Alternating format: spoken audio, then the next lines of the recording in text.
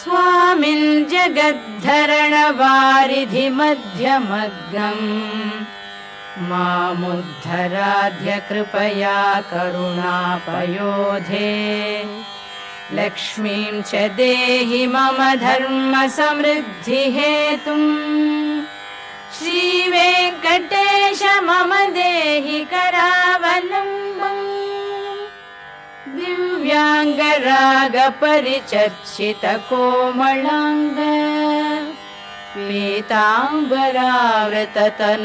तरुणार्कदीप्ते सत्काञ्चनाभपरिधान सुपट्टबन्ध श्रीवेङ्कटेश मम देहि करावलम्बम्।